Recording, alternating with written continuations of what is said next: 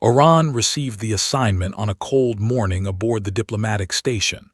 His supervisor, a tall with clicking mandibles, handed him the data tablet without ceremony.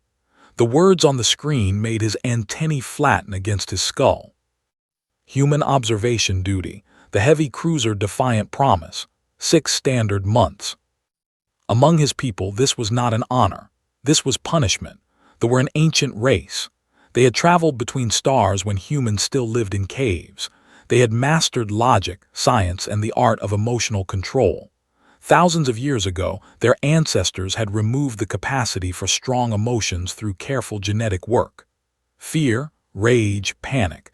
These were primitive responses that served no purpose in an advanced civilization. Humans still had all of these things. Humans were loud, chaotic, and deeply confusing.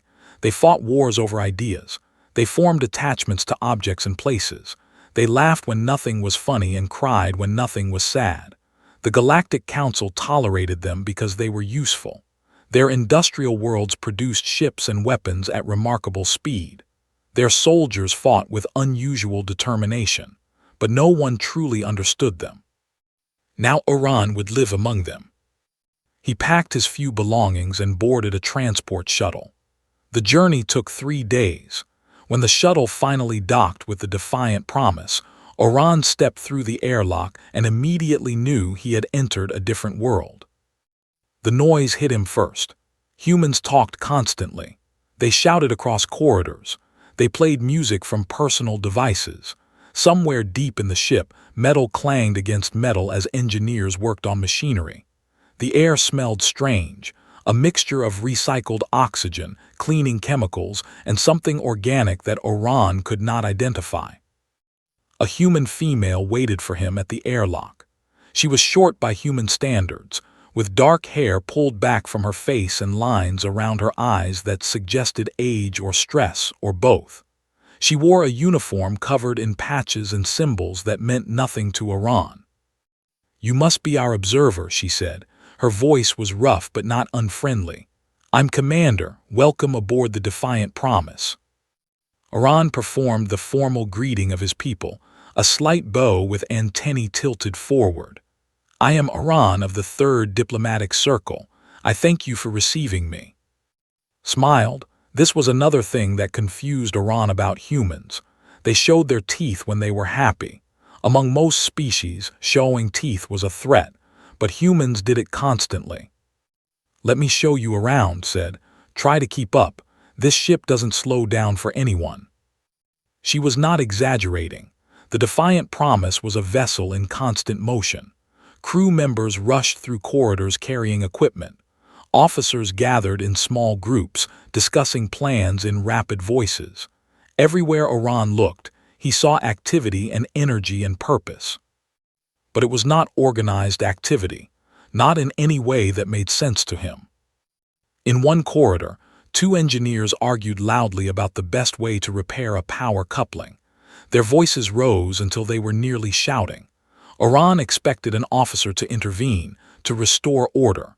Instead, a passing crew member simply laughed and told them to keep it down before the captain hears. The engineers continued arguing, but at a slightly lower volume. In the mess hall, soldiers ate their meals while playing games with small cards. They bet personal items on the outcomes. They accused each other of cheating. They laughed and cursed and slapped each other on the back. When walked past, they stood briefly in respect, then immediately returned to their chaos. "Your crew lacks discipline," Oran observed. Looked at him with an expression he could not read. "You think so?" "They argue openly. They gamble. They show no respect for hierarchy when officers are not present." "They show plenty of respect," said. "They just don't show fear. There's a difference." Oran did not understand this, but he stored it away for later consideration. His quarters were small but adequate. A bed designed for human proportions, which was uncomfortable for his frame. A desk with a computer terminal. A small window that looked out at the stars. He spent his first night aboard the ship trying to sleep through the constant sounds of human activity.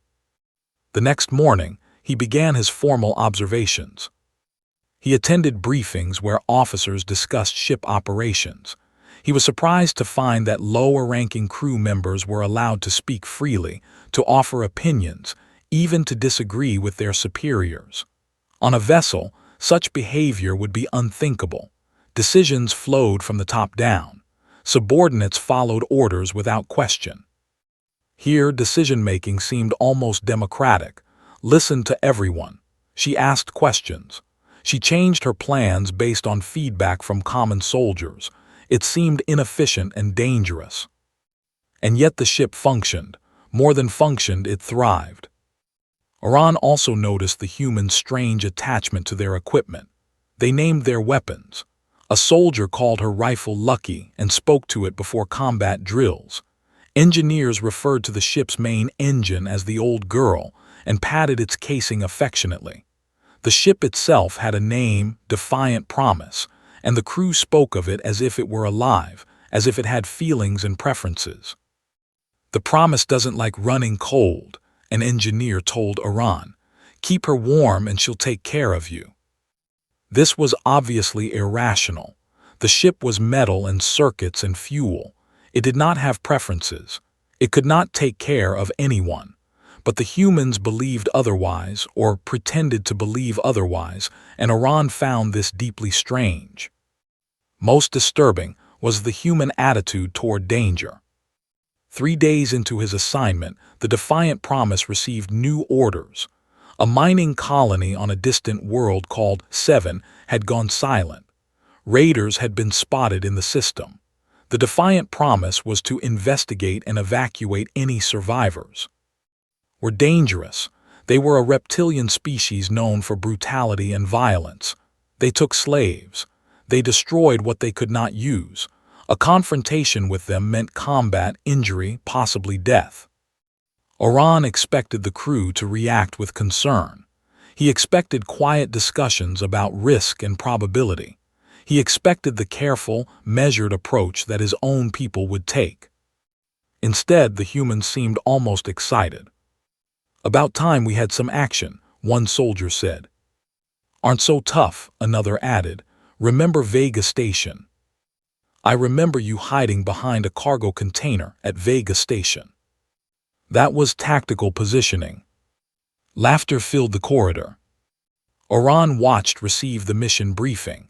The intelligence reports were not good. Multiple enemy ships, unknown ground forces, high probability of casualties. When the briefing ended, smiled. She smiled. "Well," she said to her officers, "looks like we've got work to do." That night, Oran lay in his uncomfortable bed and tried to understand what he had witnessed. These humans knew they were flying toward danger. They knew some of them might die, and they joked about it. They smiled about it. They called it work. His people had removed fear because they believed it served no purpose. Fear was a primitive response from a primitive time. Civilized beings did not need it. But as he listened to the humans preparing for battle, checking weapons, saying goodbye to friends, writing messages to loved ones they might never see again, Oran wondered if his people had been wrong. The humans felt something, something strong, something that drove them forward into darkness. He did not know yet what that something was, but he sensed that he was about to find out.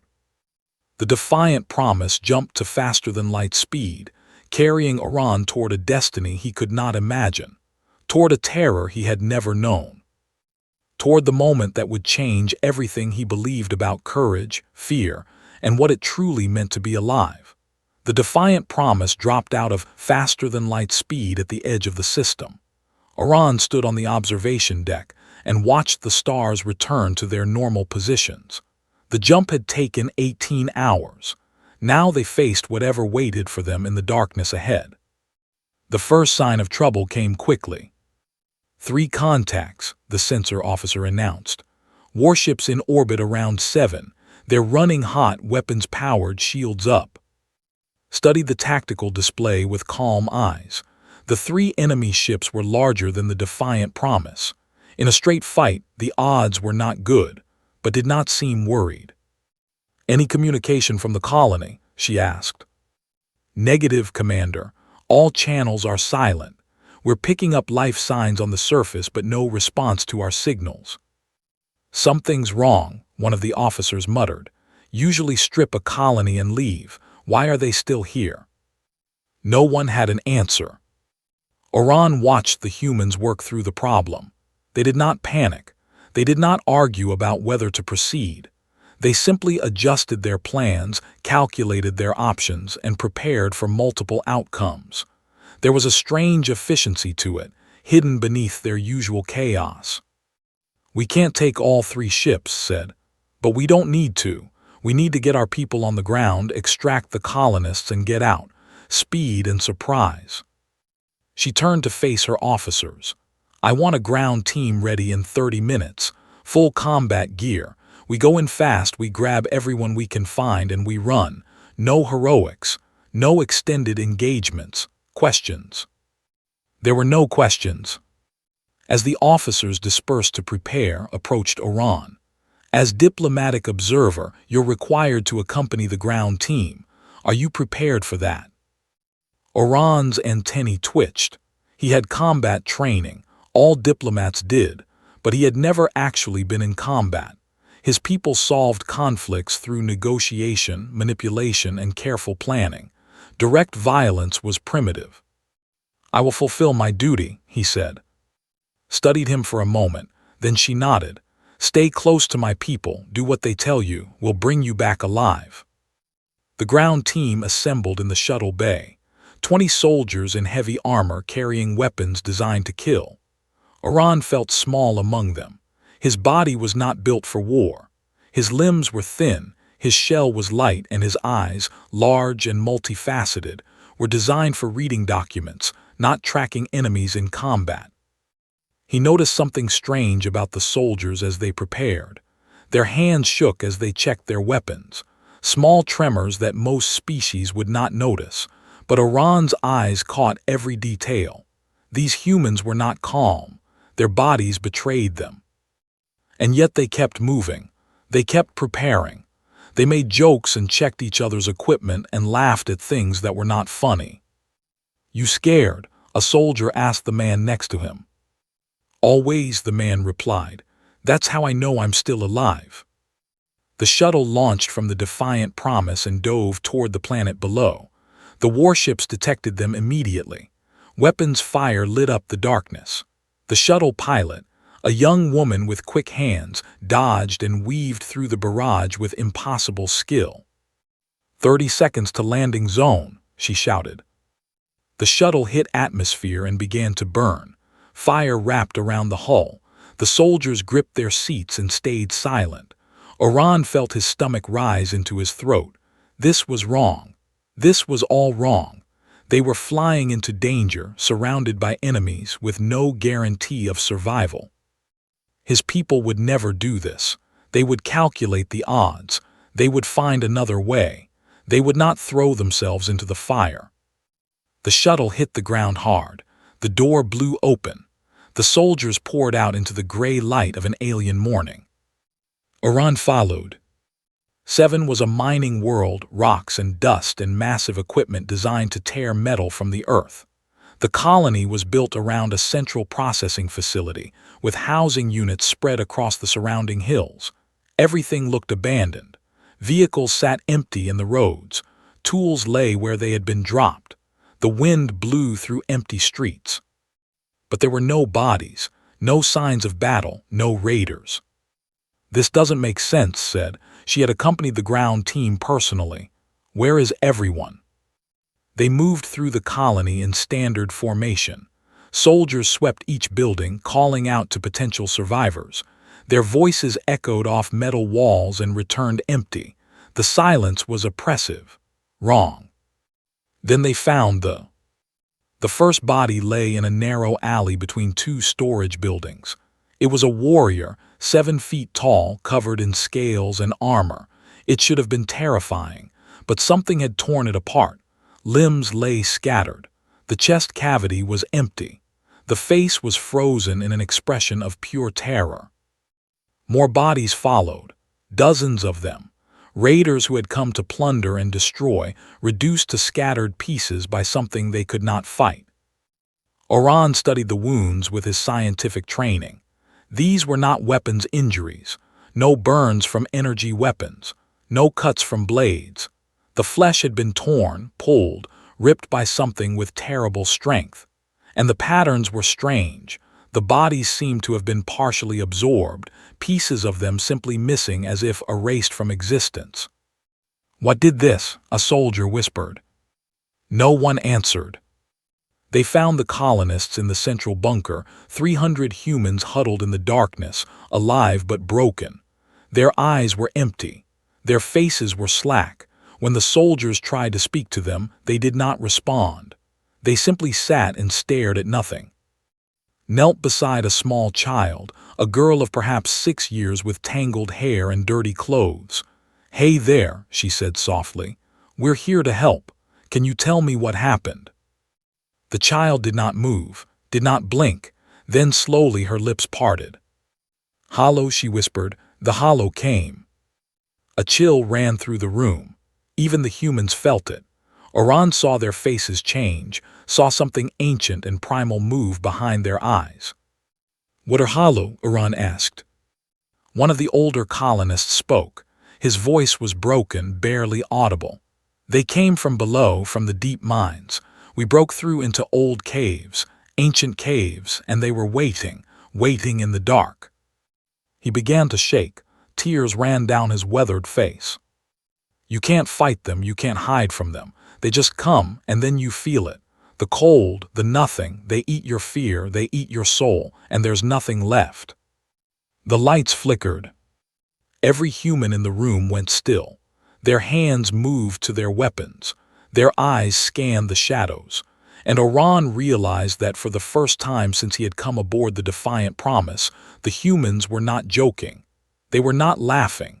They were not pretending that everything would be fine. They were afraid. Truly, genuinely afraid. And that fear spread to Oran like a virus, infecting his carefully controlled mind, breaking through barriers that had stood for. Something was coming. Something worse than raiders, worse than enemy warships, worse than anything in the careful, logical universe that Oran thought he understood. The darkness at the edge of the room began to move. And Oran learned what terror truly meant.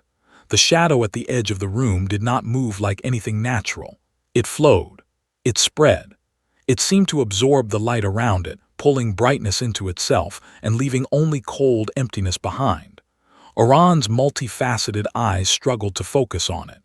Every time he tried to see its shape, his vision slid away as if reality itself refused to acknowledge the thing's existence. Then it emerged fully from the wall. The creature stood nearly 8 feet tall, though "stood" was the wrong word. It existed in the space, occupying it in ways that hurt to perceive. Its body was wrong angles that should not connect, limbs that bent in directions that made no sense, a head that was somehow both present and absent at the same time. And it radiated wrongness. Oran had never felt anything like it. His ancestors had removed fear from their genetics thousands of years ago.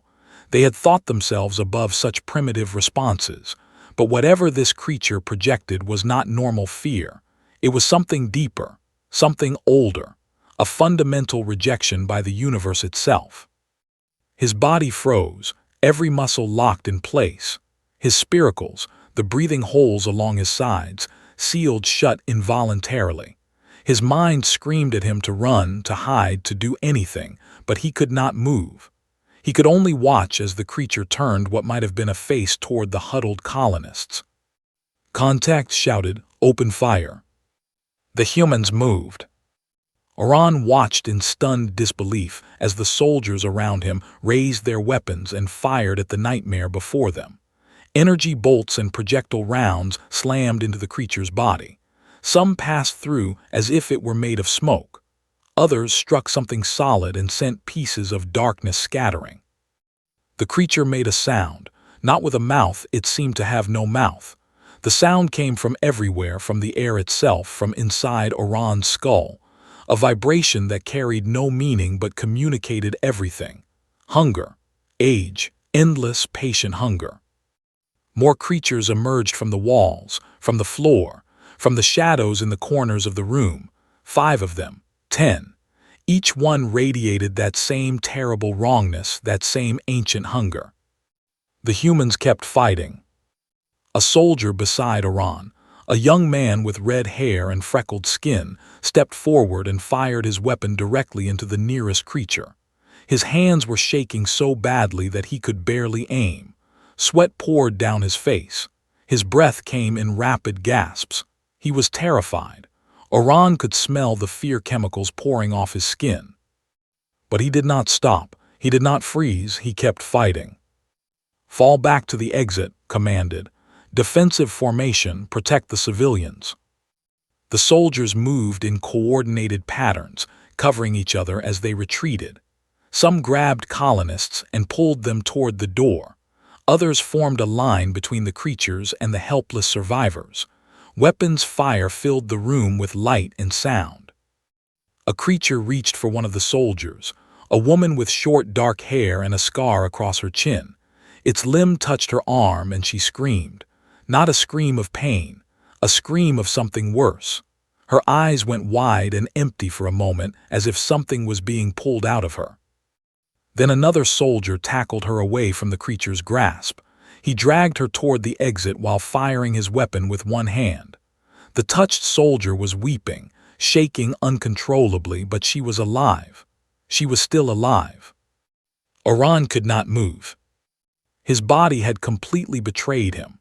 Whatever genetic modifications his ancestors had made, whatever emotional barriers they had constructed, none of it was designed for this. The terror flooding through him was not a simple emotion. It was a physical force, locking his joints, stopping his breath, shutting down his mind. He was going to die here, frozen, helpless, unable to even scream. A hand grabbed his arm.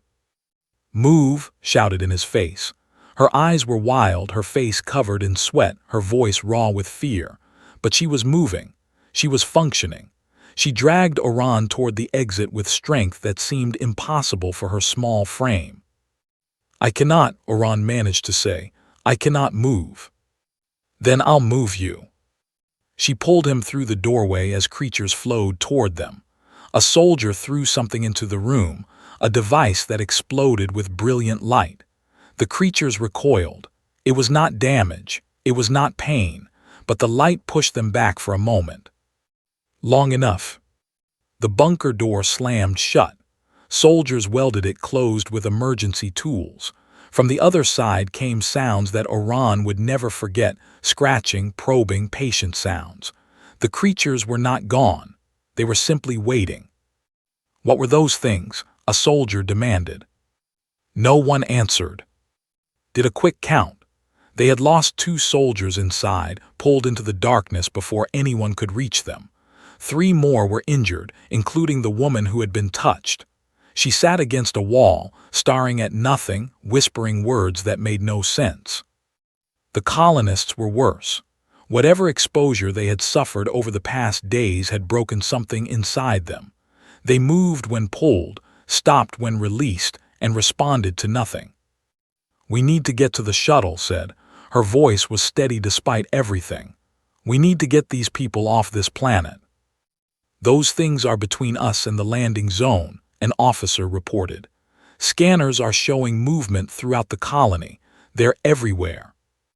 "Then we go through them." The soldiers looked at their commander. Oran looked at her too. She was asking them to walk back into the nightmare, to face those creatures again, to fight through terror so profound that it had paralyzed an entire species. No one argued, no one refused. They simply checked their weapons and prepared to move. Oran did not understand.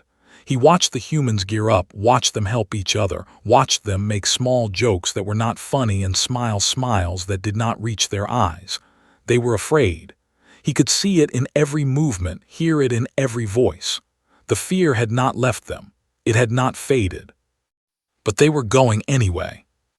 One of the soldiers, An older man with gray in his hair noticed Iran watching. He walked over and knelt beside the frozen. "First time facing something like that?" the soldier asked. "My people do not have fear," Iran said. "We removed it long ago. We thought it served no purpose." The soldier laughed. It was a strange laugh, rough and broken. That must have seemed like a good idea at the time. "I do not understand how you can function. The terror I felt, I have no words for it. It stopped everything. My body would not respond." The soldier was quiet for a moment. Then he spoke again, his voice low and serious. "Fear doesn't stop us. It can't. We've been afraid since the day we came down from the trees. Afraid of predators, afraid of the dark, afraid of each other. We grew up with fear. We learned to live with it, to use it." He stood and offered Iran a hand. "The fear is telling you something matters. Something is worth protecting. You just have to decide what to do with that information." Iran looked at the offered hand. His limbs still felt weak. His mind still echoed with the wrongness of what he had seen. But somewhere, deep inside, something was changing. He reached up and took the soldier's hand. It was time to learn what the humans had always known. Fear was not the enemy. Fear was the beginning. The beginning of something called courage. They moved through the ruined colony in tight formation. Soldiers surrounded the colonists on all sides, weapons ready, eyes scanning every shadow. The gray sky above them offered no comfort. The wind carried sounds that might have been natural or might have been something far worse. Iran walked in the center of the group, still unsteady but no longer frozen. The soldier who had helped him, his name was, Iran had learned, stayed close. The older human seemed to understand that there was struggling with something more than physical weakness. "Stay focused on the person in front of you," advised quietly. "Don't look at the shadows. Don't try to see them coming, just keep moving, one step at a time." It was simple advice, perhaps too simple, but Iran found it helpful. He fixed his eyes on the back of the soldier ahead of him and concentrated on putting one foot in front of the other. The creatures, the Hollow, as the colonists called them, did not attack immediately. They watched from the darkness. Iran could feel their attention, their patient hunger. They were studying the group, testing their defenses, waiting for weakness. "They're hurting us," said over the communication system, "pushing us toward the mining complex." "Why would they do that?" an officer asked. "Because that's where they came from. That's their territory. They want us on their ground." "Then we go around." "We can't. They've cut off every other path. It's the mines or nothing." Silence followed, then spoke again, her voice hard and certain. "We go through, we don't stop, we don't hesitate. We get to the shuttle and we fly out of here. Understood." Acknowledgments came from every soldier. No complaints, no protests, just acceptance. Iran marveled at this. His people would have debated. They would have analyzed every option, calculated every risk, spent precious time searching for a better solution. These humans simply decided and acted. The mining complex loomed ahead, a massive structure of metal and stone built into the side of a mountain. The entrance was dark. Of course it was dark. Everything about these creatures was darkness. "Light teams forward," ordered. Soldiers moved to the front of the group, carrying high-powered illumination devices. They switched them on and brilliant white light flooded the entrance. For a moment, nothing happened. Then Iran saw movement in the depths, shadows retreating from the brightness, flowing away like water. "The light hurts them?" he asked.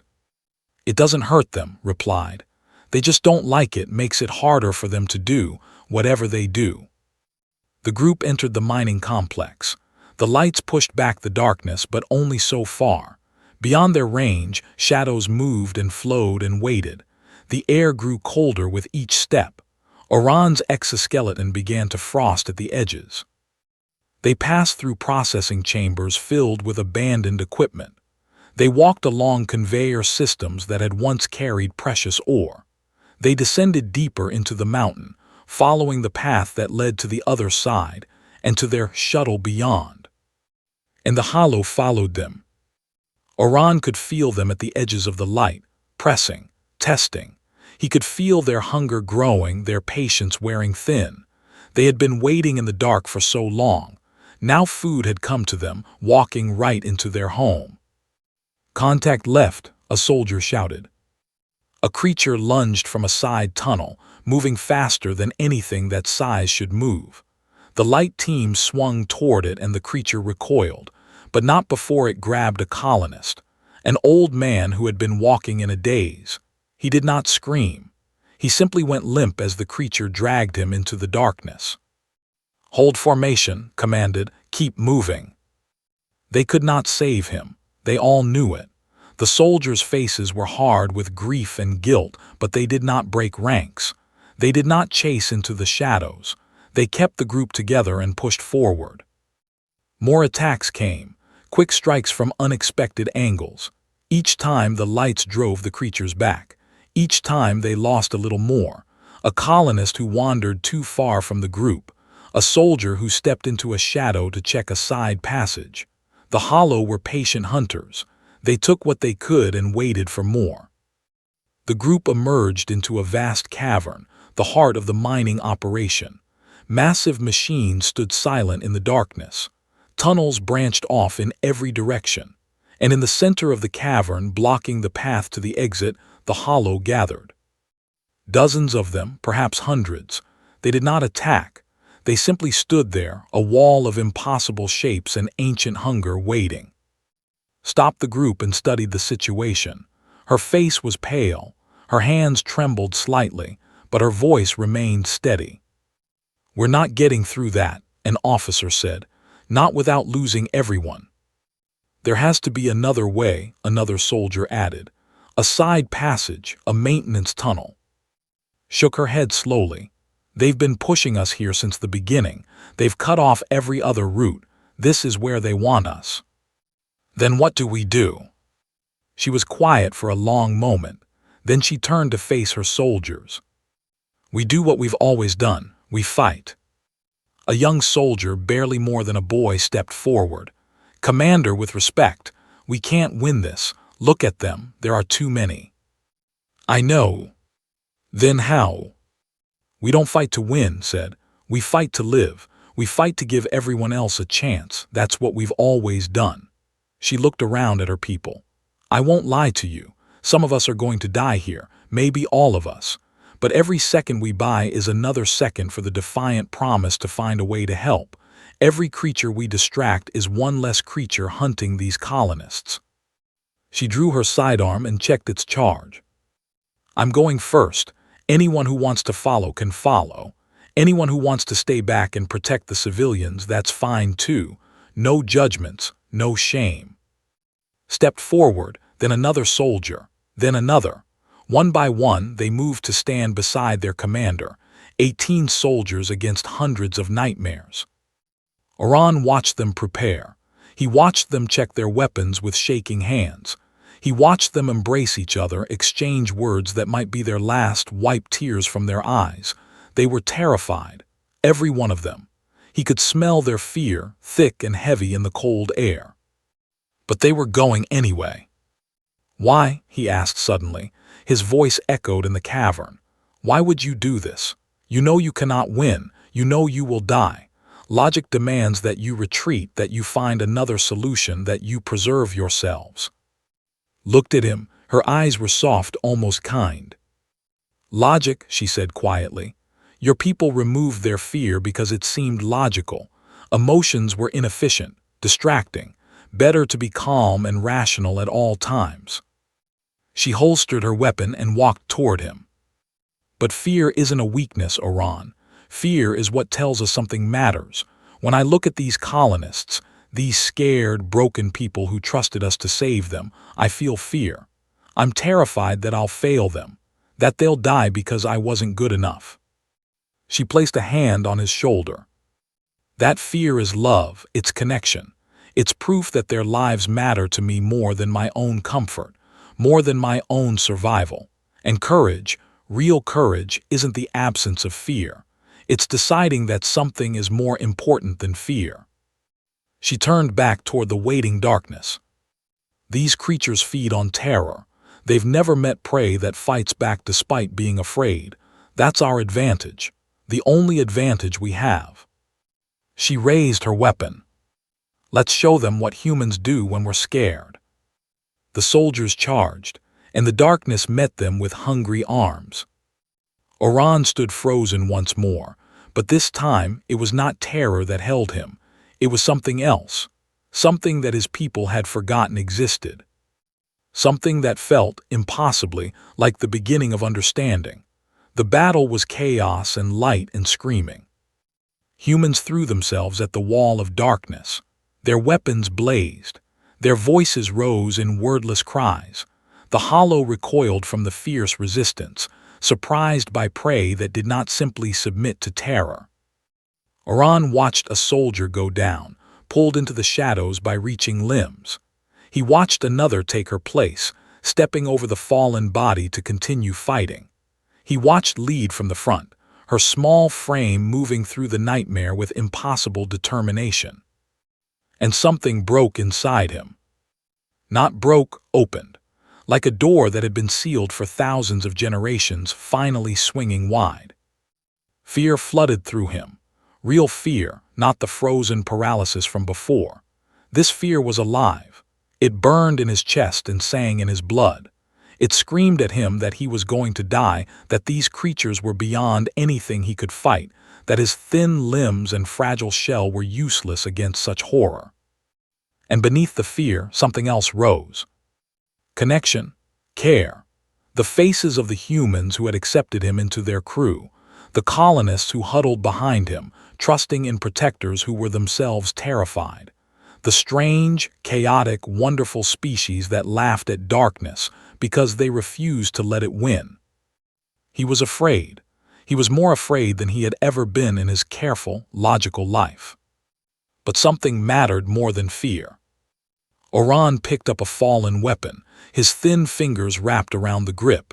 He had no idea how to use it properly. He did not care. He walked forward into the battle. A hollow turned toward him. Its wrongness washed over him in waves. His body screamed to freeze, to submit, to let the darkness take him. He felt its hunger reaching for his mind, trying to paralyze him as it had before.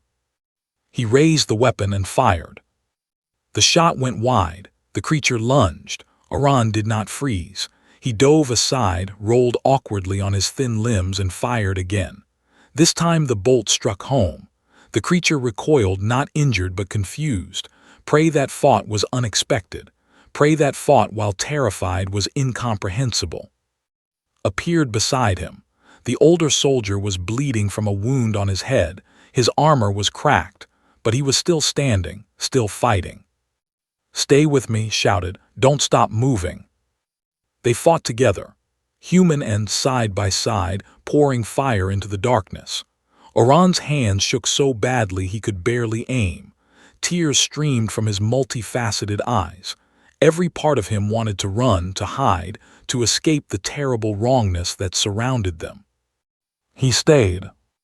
The battle felt like hours. It was probably minutes. The humans pushed forward step by step, carving a path through the hollow with light and fire and stubborn refusal to die. They lost soldiers along the way. Each loss was a wound. Each loss made the survivors fight harder. And then somehow, impossibly, they broke through. The exit tunnel appeared ahead, a narrow passage leading to the surface on the other side of the mountain. The shuttle waited beyond. Safety waited beyond. "Go," screamed. "Get the colonists out, go now." Soldiers grabbed colonists and pushed them toward the exit. Others formed a rear guard, holding back the hollow that pressed from behind. The creatures were angrier now. They had lost prey. They did not understand how. Oran helped carry an unconscious colonist through the tunnel. His limbs burned with exhaustion. His chest heaved for air. But he did not stop. He could not stop, not while others still needed him. They emerged into gray daylight. The shuttle sat waiting on a rocky plateau. Its engines were already warming up. The pilot, the same young woman who had flown them in, stood at the door waving frantically. "Move it, the defiant promise is taking heavy fire. We have to go now." The survivors piled into the shuttle, colonists, soldiers, wounded and whole alike. There was no order, no proper procedure, just desperate bodies cramming into a metal box that represented their only hope. Came last. She walked backward, still firing into the tunnel entrance. Hollow emerged into the daylight and recoiled from the sun. They were not defeated. They were simply stopped at the threshold. The shuttle door closed. The engines roared. They lifted off as creatures gathered below, watching with their impossible faces. No one spoke during the flight up. No one had words. They sat in the crowded shuttle and stared at nothing, processing what they had survived. Oran looked at his hands. They were still shaking. The fear was still there, coiled in his chest, whispering that danger lurked around every corner. He understood now that it would never fully leave. It would be his companion for the rest of his life. He was not sorry. The defiant promise had driven off the warships during the ground operation. The reptilian raiders had fled when they realized what lurked on the planet below. Now the human ship orbited 7, battered but intact, ready to carry its survivors home. In the medical bay, Oran sat on a bed while a human doctor examined his wounds. Minor cuts, bruises, nothing serious. The doctor seemed surprised that he was alive at all. "Found him there." She looked terrible, exhausted, wounded, old in a way that had nothing to do with years, but she was alive, and when she saw Oran, she smiled. "You fought," she said simply. "I did." "How did it feel?" Oran considered the question carefully. "Terrible," he admitted. "The fear was overwhelming. I have never experienced anything like it. My body wanted to shut down. My mind wanted to escape." "But you stayed." "Yes." Sat beside him on the bed. They were quiet together for a long moment. "My people made a mistake," Oran said finally. "Thousands of years ago, they thought fear was a flaw, an error in our design. They removed it because they believed they were improving themselves." He looked at his shaking hands. "They were wrong. Fear is not a flaw. Fear is what makes courage possible. You cannot be brave if you are not first afraid. My people cannot be brave. They can only be absent." Nodded slowly. "Fear reminds us what matters, who we'd die to protect, what we'd fight through hell to save." "Yes, I understand that now." The ship hummed around them. Wounded soldiers groaned in nearby beds. Somewhere, colonists were being cared for, their broken minds slowly beginning to heal. "I will not return to my people," Oran said. "I cannot. They would not understand what I have learned. They would see my fear as damage, not growth.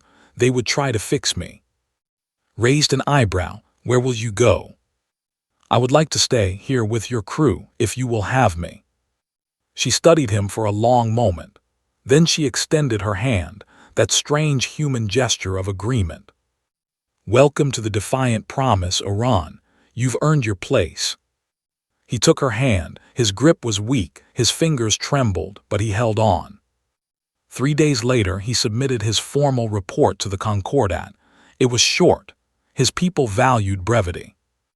"I have discovered what our ancestors lost when they removed fear from our species. We thought we were becoming greater. We were becoming less. I request permanent reassignment to human forces. In their company, I have learned something more valuable than logic. I have learned what it means to be truly alive." He signed the report and sent it into the void. Then he went to find. The older soldier had promised to teach him how to properly fire a weapon. Oran's hands still shook when he held one. He suspected they always would. That was acceptable. The shaking hands were not a weakness. They were proof that something mattered, proof that he had found something worth protecting. Proof that even across the vast distances between species and stars, courage was universal. All it required was fear. And the will to stand up anyway.